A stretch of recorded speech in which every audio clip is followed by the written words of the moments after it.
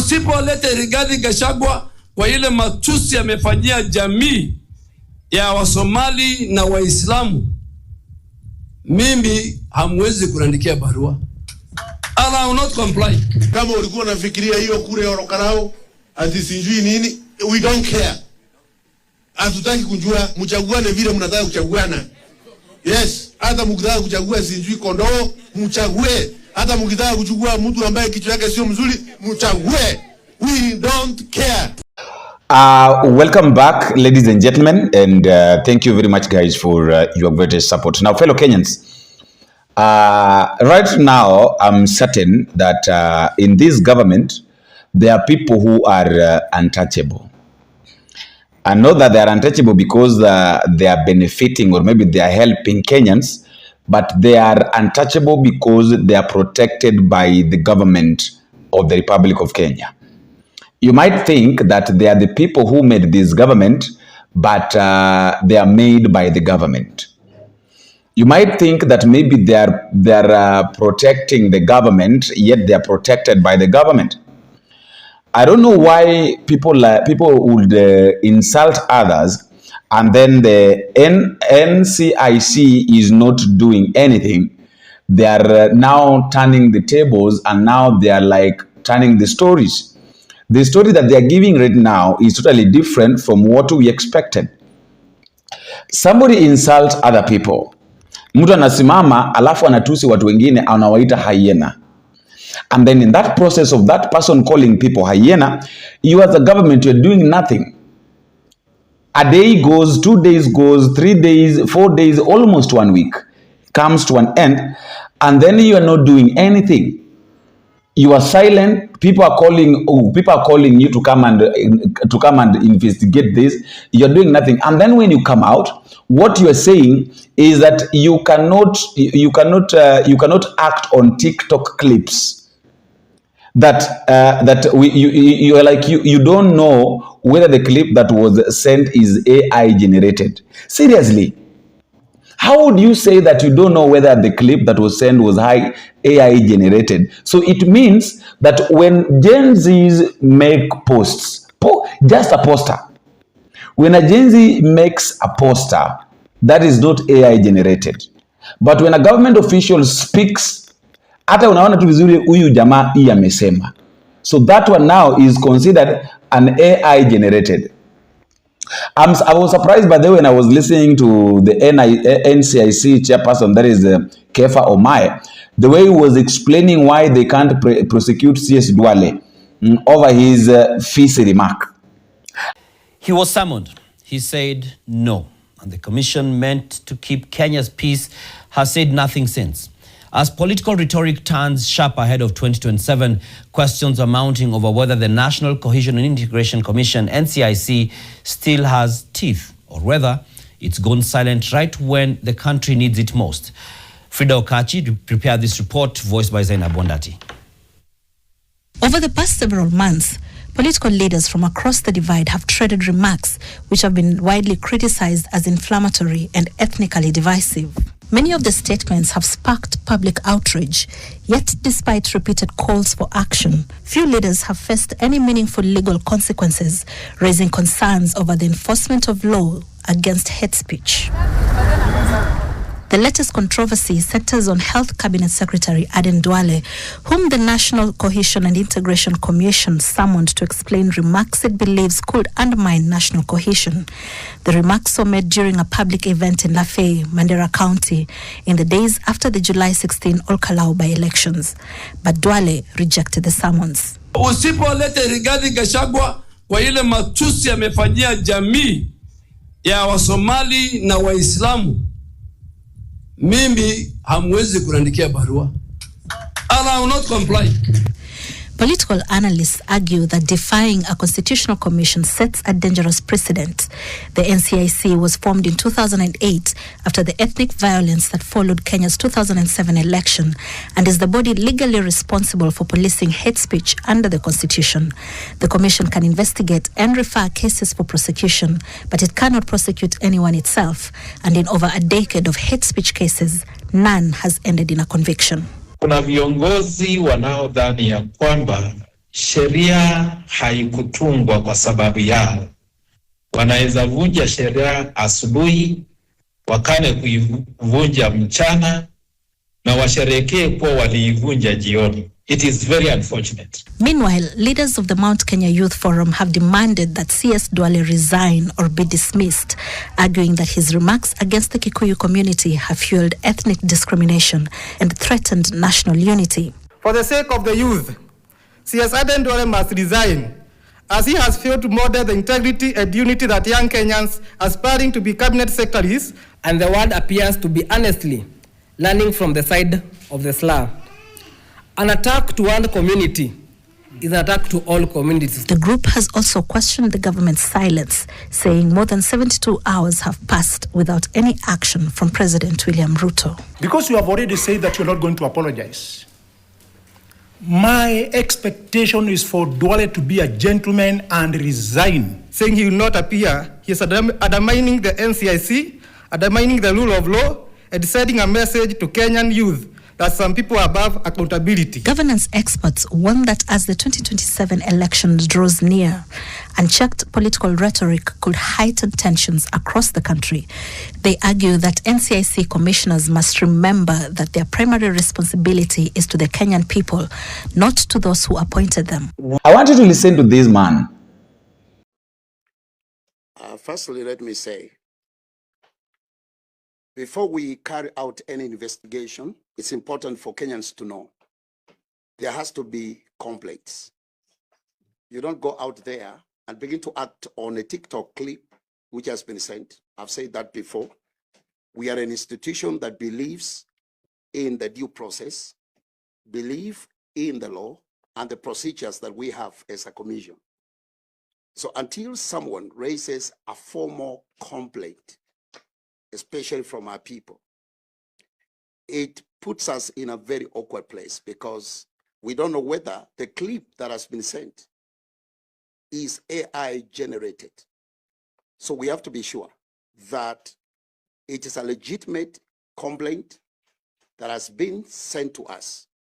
So until that happens, we take our time to be sure of what we are doing. Because when you call upon a political actor or any Kenyan who has preached the law or seemingly has preached the law, you must have evidence.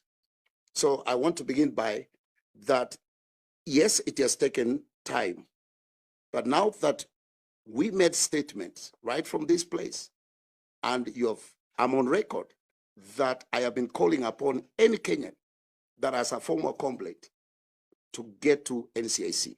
Now those complaints have begun coming. And on the basis of that, we have launched investigations. And these investigations take a process. We go to the field, gather information. That information is properly documented because by the time we are going to court, we must have a watertight case. So that one, I can tell you, it has nothing to do with the political statements which have been made out there, but rather complaints from the public. So tell me, do you really think that after all these things, Aden Duale will adhere to the summon? Hata anaweza enda? Kama watu ambao wanapaswa kumsummon ndio tayari washamdefend.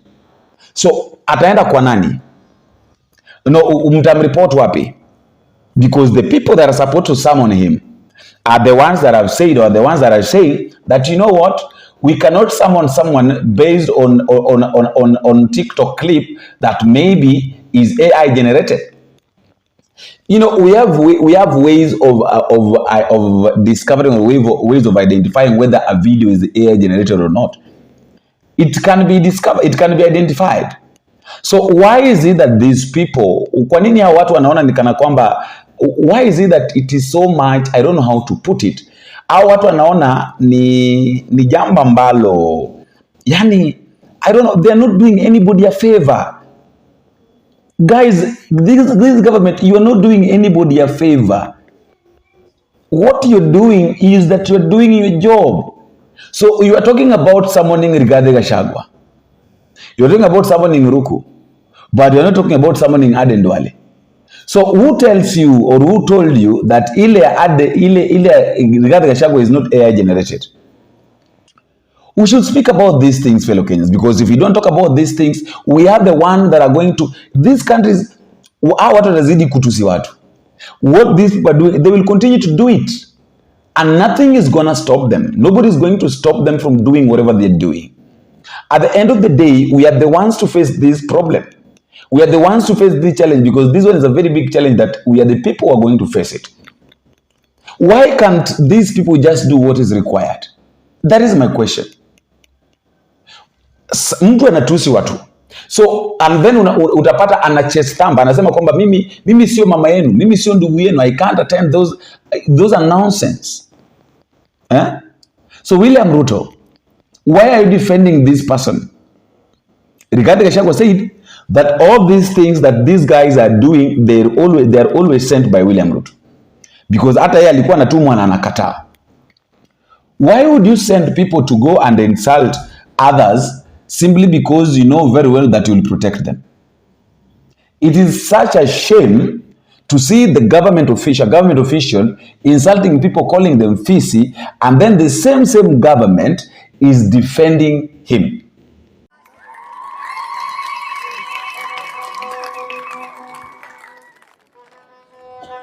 warqasamina maqli lander Somali waayo Somali 41 milyan waayo waxa adduunka degan nimanka dhaxda sahnana waa 3 milyan Kenya bay taagan yihiin ay meel kale ma joogan Kenyatta-gii hore oo joogay waa kii noo dhisan kumaade ma tamisamo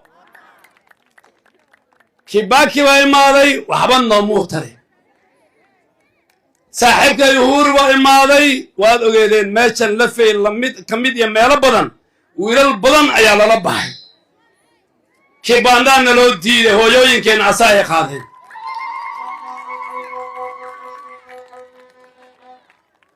William Ruto tu wajeer tagay qoraxiisaga ayuu dhahay wiilka Soomaaliga wiilka Muslimka iyo wiilasha kale Kenya isku siba laga dhigi kibandaha maanta hadda waan fiirnaa waxa joogan chief iyo registrar kibandaha iyo chief maanta fadhiya ninkan iyo dawladdiisa qadiyadeen iyo sharafteen dib u soo celin dib u soo celin wanaag ma sameeyay ma sameeyay lafay iyo lama iimaan waqti William Ruto lafay waqtiga Kenyatta hore way jirtay oo shiftada waqtigii Moi way jirtay oo waga ugu laynay waqtigii Kibaki way jirtay waqtigii UHURU way jirtay ma Ruto balimat jidkii Isiolo ila Mandera buu dhisaya ayaboorkii Gaarish buu dhisay buuntadii Gaarish buu dhisaya dawladdiisii wiilal Soomaali baa ka muuqdaan ninkii ku sheegto waxa la yiri wala sheegta ninkii ku sheegto inta madaaris uu ka qayb gala oo qoyskan weytaande muse hala weydiyo muse MK Khaliif Sultan hala weydiyo 180 milyan baani asaga iyo qoyskan ya madaarista qoyska lafay iyo Mandera aan u gurnay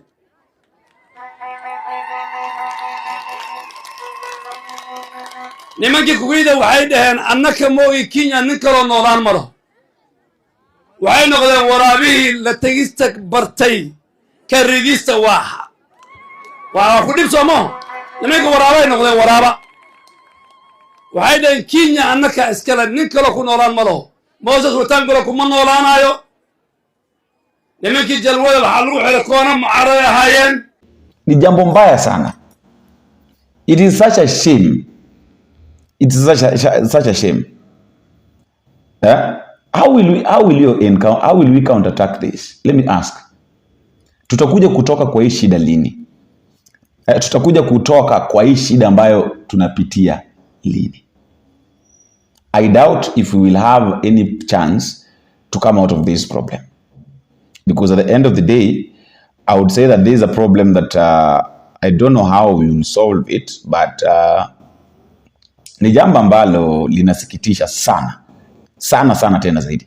A political storm is brewing inside President William Ruto's cabinet. A week after controversial remarks attributed to the health CS Aden Duale triggered accusations of ethnic politics, cabinet colleagues have taken opposing sides. At the same time, a fresh succession battle is putting Deputy President Kithure Kindiki under pressure ahead of 2027. Laban Shaban reports on a day when Duale remained defiant, insisting his remarks had been taken out of context. This is the statement attributed to Health Cabinet Secretary Aden Duale that has sparked political debate within government. A translation from Somali suggests Duale told a gathering in Mandera County that he had asked President William Ruto to remove 4 of the 8 cabinet members from the Mount Kenya region. The state officials widely perceived to have been referenced are Deputy President Kithure Kindiki, Lands Cabinet Secretary Alice Wahome, Tourism Cabinet Secretary Rebecca Miano, Water Cabinet Secretary Eric Murithi Muga, Investments, Trade and Industry Cabinet Secretary Lee Kinyanjui, Mutai Kagwe for Agriculture, Information, Communication and the Digital Economy CS William Kabogo, Public Service Cabinet Secretary Geoffrey Ruku, and the Secretary to the Cabinet Mercy Wanjau. The remarks triggered criticism from some leaders in the Mount Kenya region. Cabinet Secretary Alice Wahome accused Duale of making divisive remarks and called on him to apologize. But Public Service Cabinet Secretary Geoffrey Ruku defended Duale, arguing that leaders should not be targeted over their comments. In contrast to Alice Wahome and former Deputy President Rigathi Gachagua, who have championed a united Mount Kenya political front, Public Service Cabinet Secretary Geoffrey Ruku has backed the idea of Mount Kenya East and Mount Kenya West operating as separate political blocks, arguing that his region should chart its own political course. Na kama ulikuwa unafikiria hiyo kure orokarao ati sijui nini, we don't care. Hatutaki kujua, mchaguane vile mnataka kuchaguana. Yes, hata mkitaka kuchagua sijui kondoo, mchague. Hata mkitaka kuchagua mtu ambaye kichwa yake sio mzuri, mchague. We don't care. For you cannot preach, be in the unity of the nation, and then start coming to divide or preach division of a community. Total ignorance, and I reject that trajectory. Kuongea ukisema ati mlima itakatwa mara mbili, hiyo tunakataa mchana peupe.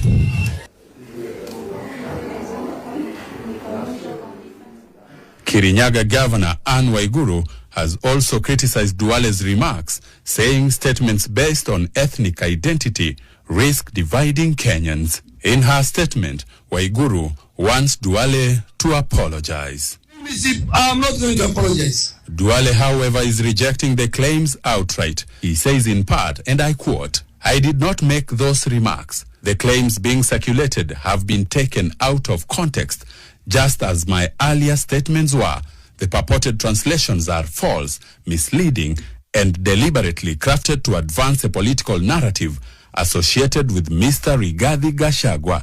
End of quote. The incoming Deputy President, Wycliffe Ambetsa Oparanya. But as controversy unfolds, another political battle is taking shape. Na waseme UDA walete rais, na ODM walete Deputy President. Sisi tutapeleka kwa soko Wycliffe Ambetsa Oparanya. Sasa nimerudi kufanya siasa mpaka tarehe 10 Agosti mwaka ujao. Mpaka tuingie ndani. Oparanya's endorsement on Sunday came a day after Kindiki manifested restlessness amid the quest to oust him in the 2027 general elections political arrangement. Najua tumeongezeka, kina Oparanya wamekuja, wamekaribishwa, lakini hatutoki, hatuwezi waondokea. Na mimi nilisema juzi ya wajano naye kwa sababu najua kikwetu Kindiki ni mtoto wetu. Wanamkosea heshima. Sasa mimi nauliza, yeye yako kwa kiti sahihi. Huyu Junet Mohamed anatangaza ya kwamba hatakuwa running mate. Na Kindiki yako kwa kiti. Wiko ndugu wengine wetu walikuwa wanasema tuondoke, mimi nikakataa. Nikasema hatuwezi, because you don't build a house, complete it, furnish it, and then you abandon it. Alafu unaenda kuishi msituni. As the fight for the top seats among communities persists, the political landscape is shaping, with analysts trying to figure out how the next horizon will look like ahead of 2027. Laban Shaban, NTV. Anyway, fellow Kenyans, I would like to know what you think in the comment section, because personally, insulting others, ili ni jambo ambalo limeenea sana. So hata wa Somali saizi wajaribu waanze kuomba msamaha. The only person that is supposed to ask forgiveness is Aden Duale, mwenye mimi na wewe tunajua kwamba hataomba msamaha. Aden Duale will not ask forgiveness. He will not do that. How will he do it, yet the NCIC is defending him? No, let us say the truth. You expect Aden Duale to aombe msamaha, si ndio? Ataomba msamaha aje na wale watu ambao wale watu who are responsible, the body that is responsible for this, for taking action, is now defending him. Actually, now the next president that is coming has a lot. Personally, I think this body calling the NCIC is supposed to be disbanded. And these idlers, these people that are idle, should just go home. They should be prosecuted. Like, seriously, these people are abusing office. This one is a total abuse of an office. And this NIC it's like he's an unwanted mongrel. Like, seriously. Aden Duale is a really human being who was addressing people in a public event. Seriously. This thing was covered by the media. Because you can't say that mambo yake in air generated. It was covered. The statement that he made was really covered by the media. There are real people and agencies that can help. There are also agencies that, I've told you that there are agencies that can help in interrogation. Let me believe. What I can say is that I want to believe. That this chairperson of NCIC who is addressing this is like is behaving like a stupid kid. Let me just say that he's behaving like a kid. He doesn't really know what he's talking. You know, a kid is the one that can behave this way, because this one is one of the rubbish things that I've had in decades. You are trying to defend somebody. You know, even Aladwa supported Aden Duale, right? Aladwa pia alisupport Aden Duale's remarks, akisema kwamba Wakikuyu wanapiga kelele sana kama fisi. Na jamii nafikiria wakiwa State House au ndio tu jamii. Haiwezekani. Jamii za Kenya ziko zaidi ya 52. Ukiongeza Wahindi, ukiongeza wale wengine tuko zaidi ya 54. Kwa nini jamii moja ni feel lazima ikuwepo katika State House? Hata Ruto kama president amezaliwa na mama. Na yeye pia ni binadamu na alichaguliwa. Kwa hivyo jamii zingine ziheshimu jamii zingine. Sisi tumesupport Wakikuyu through Matiba. Wakati ya 1992 tulisupport Matiba. Tukarudi Raila akasema Kibaki tosha. Uhuru Park, kwani Kibaki Raila kujua Kibaki ni Mkikuyu. Tumerudi juzi tukachagua Uhuru wakati amekuwa president. Kwa nini sasa hivi watu wanafuga amani kwa sababu ya ukabila? Lazima hiyo kabila hicho. Kwa hivyo Duale alikuwa right. Kabila zote ziheshimiane. Wewe heshimu Mkikuyu, Mkikuyu heshimu Mluya, Mluya heshimu Mjaluo, na Mjaluo heshimu Msomali. Kila kabila ina haki yake hapa Kenya. Kwa hivyo mimi na support Duale, watu wawache kuwa watu mafisi. Hiyo ofisi katika nchi tutakubali. Watu heshimu kabila zote. Ruto akiwa Mkalenjin ni Mkenya. Aladwa akiwa Mluya ni Mkenya. Cherota akiwa hapa media ni Mkenya. Kwa hivyo kila mtu heshimu kabila mwingine. Hakuna mtu aliapply kuzaliwa kabila fulani. Na hiyo ndio Gachagua anafaa kujua. Hapa si Madhira, hapa si Munyoro, aongee juu ya Kenya mzima. Yeye ni party leader wa chama, yeye si party leader wa chama ya Munyoro party. Yeye ni DCP party leader, anafaa kujiheshimu. Kwa hivyo Duale alikuwa right na mimi na support Duale vile aliongea. Duale aendelee hivyo. Na ndio lugha wa Kenya wanataka kusikia.